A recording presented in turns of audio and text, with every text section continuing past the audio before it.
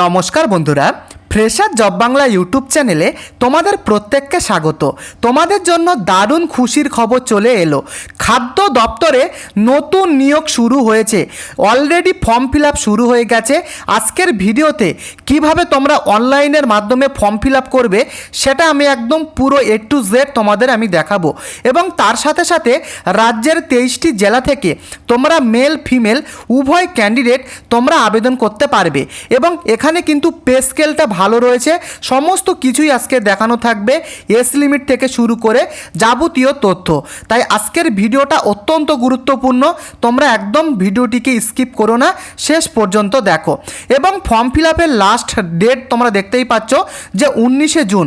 19শে জুনের মধ্যে তোমাদের ফর্ম ফিল আপ করতে হবে। ভিডিওটি শুরু করবার আগে প্রত্যেককে বলবো, তোমরা যারা এই চ্যানেলে নতুন প্রত্যেকে তোমরা এই চ্যানেলটিকে সাবস্ক্রাইব করে দিও। সাথে প্রত্যেকে ভিডিওটিকে লাইক করে তোমরা তোমাদের লোকেশান এবং তোমাদের জেলার নাম প্রত্যেকে কমেন্ট করে লিখে জানিও।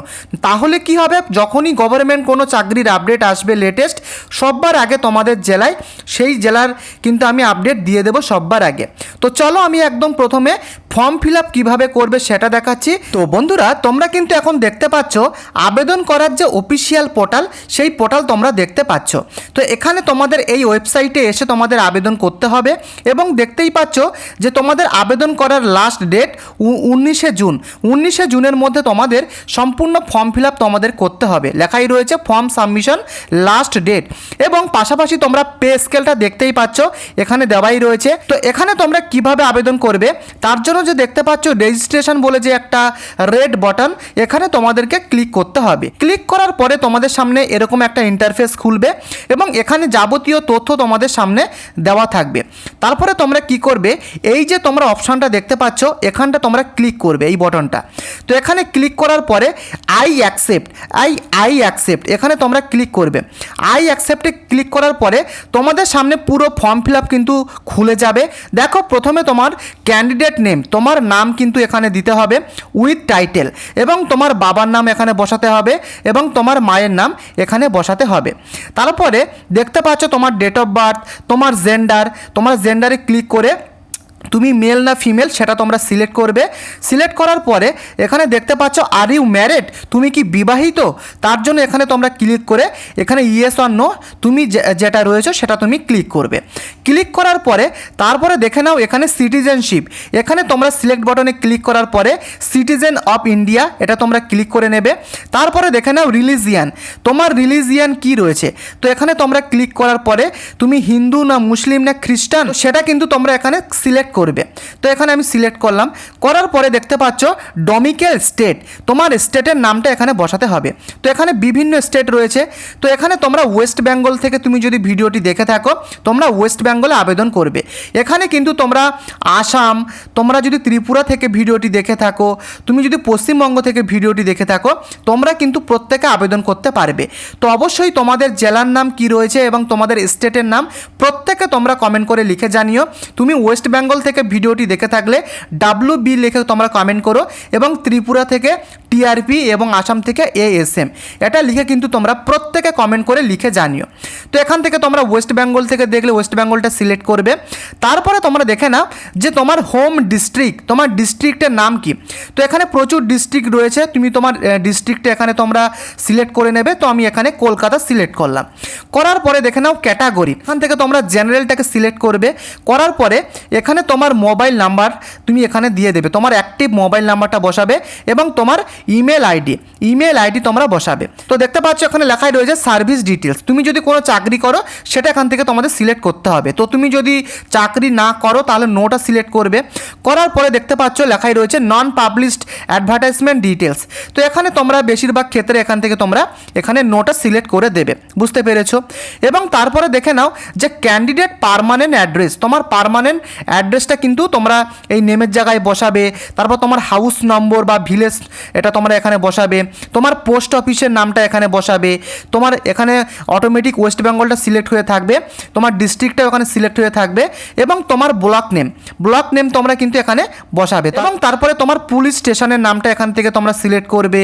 তারপরে ভিলেজ নেম, এটা কিন্তু অপশনাল, বসালেও বসাতে পারো, না হলে নাও বসাতে পারো।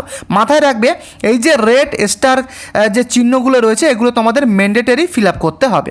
তো এখানে তোমার পিনকোডটা এখানে তোমরা বসাবে। বসানোর পরে দেখে নাও একাডেমিক কোয়ালিফিকেশান।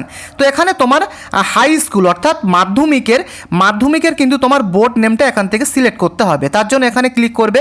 ক্লিক করার পরে তোমার যে বোর্ড সেই বোর্ডটাকে তোমরা সিলেক্ট করবে। তো আমি এখানে সিলেক্ট করছি যে West Bengal board of secondary education. Click করার পরে কত সালে তুমি পাস করেছো, ইয়ার অফ পাসিং দেখতে পাচ্ছ এখান থেকে তোমার সালটা তুমি বসাবে, কত সালে তুমি পাস আউট হয়েছো সেটা কিন্তু তুমি এখানে বসিয়ে দেবে। তো এখানে আমি 2014 দিয়ে দিলাম এবং তোমার সেই মাধ্যমিকের রোল নাম্বারটা এখানে বসাবে। তারপর তোমার এভিলিউশন টাইপ এখানে তোমরা ক্লিক করবে, তুমি পার্সেন্টেজে দিতে চাও না গ্রেড সিস্টেমে দিতে চাও না পয়েন্ট সিস্টেম না মার্ক, সেটা তুমি দিয়ে দেবে। তো এখানে আমি পার্সেন্টেজটাকে ক্লিক করছি, এই পাচ্ছ পার্সেন্টেজ এবং তোমার ডিভিশনটা এখান থেকে তোমরা ক্লিক করে নেবে। বুঝতে পেরেছো তুমি মাধ্যমিকে ফার্স্ট ডিভিশন পেয়েছিলে না সেকেন্ড না থার্ড, সেটা তোমরা এখান থেকে সিলেক্ট করবে। করার পরে এখানে দেখে নাও যে এসেনশিয়াল কোয়ালিফিকেশান, অর্থাৎ তোমার যদি ব্যাচেলার ডিগ্রি, মাস্টার ডিগ্রি বা ডক্টরেট করা থাকে সেটাকে তোমাদের ফিল আপ করতে হবে। তো এখানে তোমরা সেগুলো ফিল আপ করবে। করার পরে এখানে দেখে নাও আরও কিছু বলা হয়েছে, তোমরা দেখতে পাচ্ছ যে do you have at least 3 years experience in food analyst, তোমার কি কোনো এক্সপিরিয়েন্স রয়েছে? যদি না থাকে অটোমেটিক এখানে তোমরা নো করে দেবে। Have you passed with food analyst examination conducted by FSSAI New Delhi, তো যদি না থাকে তো নোটাই তোমরা এখানে সিলেক্ট করবে। করার পরে এখানে তোমরা দেখতে পাচ্ছ এই যে ক্যাপচাটা তোমাদের দেখাবে, এই ক্যাপচাটাকে তোমরা দেখে এখানে বসিয়ে তোমরা ভ্যালিডেট অ্যান্ড প্রিভিউ এইভাবে এখানে ক্লিক করবে। তারপরে তোমাদের ফর্মটাকে তোমাদের ফিল আপ করতে হবে। এখানে কিন্তু তোমরা দেখতে পাচ্ছ ফুড ডিপার্টমেন্ট রিক্রুটমেন্ট, এখানে কিন্তু তোমাদের ফুড অ্যানালিস্ট পদে কিন্তু এই নিয়োগটা করা হচ্ছে। পাশাপাশি তোমরা আরও দেখে নাও এখানে তোমাদের আবেদন করার ক্ষেত্রে এজ লিমিট কী চাওয়া হয়েছে, তোমরা এটা ভালোভাবে দেখে নাও। দেখো এখানে কিন্তু পরিষ্কারভাবে লেখা রয়েছে 01/08/2026 অনুযায়ী তোমাদের বয়সটাকে কাউন্ট করা হবে এবং তোমরা যারা মেল ক্যান্ডিডেট, যারা জেনারেল এবং EWS থেকে বিলং করছো তাদের বয়সসীমা 21 থেকে 37 বছরের মধ্যে হতে হবে এবং যারা জেনারেল যারা রয়েছে তাদের ক্ষেত্রে 21 থেকে 40 বছর এবং যারা মেল অ্যান্ড ফিমেল ক্যান্ডিডেট রয়েছে বিশেষ করে OBC এবং EBC কাস্ট তাদের 21 থেকে 40 বছর এবং যারা মেল ফিমেল SC ST রয়েছে তাদের ক্ষেত্রে 21 থেকে 42 বছর। এই বয়সের মধ্যে তোমরা এখানে আবেদন করতে পারবে। আশা করি তোমরা বুঝতে পেরেছো। পাশাপাশি আরও দেখে নাও যে এখানে অ্যাপ্লিকেশান ফিসটা কি বলা হয়েছে, তোমরা দেখতেই পাচ্ছ এখানে আবেদন করার ক্ষেত্রে প্রত্যেককে 100 টাকা আবেদন মূল্য তোমাদের দিতে হবে, যেটাকে অ্যাপ্লিকেশান ফিস বলা হয়। 100 টাকা আবেদন মূল্য তোমাদের প্রত্যেক কাস্টকে এখানে দিতে হচ্ছে এবং পাশাপাশি তোমরা পে স্কেলটা দেখে নাও। পে লেভেল 9 অনুযায়ী গ্রেড পে দেখতে পাচ্ছ এখানে দেওয়াই রয়েছে এবং তার সাথে তোমরা সিলেকশানটা তোমাদের কিভাবে হবে সেটা আগে দেখো।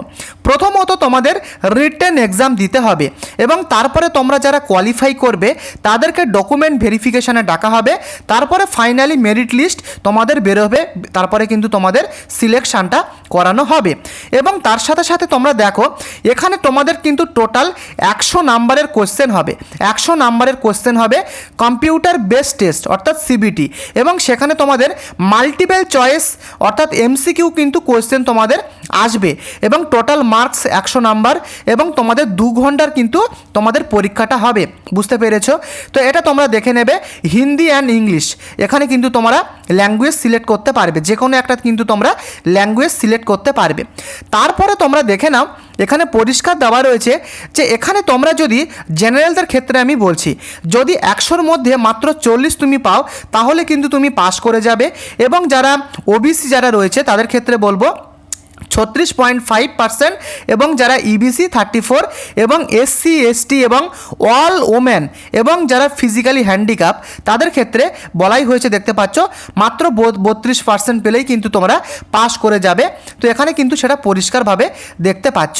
এবারে দেখে নাও যে ইম্পর্টেন্ট ডেট, এখানে অলরেডি 20 মে থেকে আবেদন শুরু হয়ে গেছে এবং তোমাদের আবেদন করার লাস্ট ডেট তোমরা দেখতে পাচ্ছ 19শে জুন।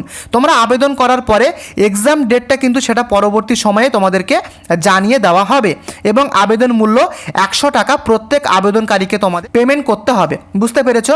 এবারে প্রশ্ন, তোমরা ফর্ম ফিল আপ কীভাবে করবে?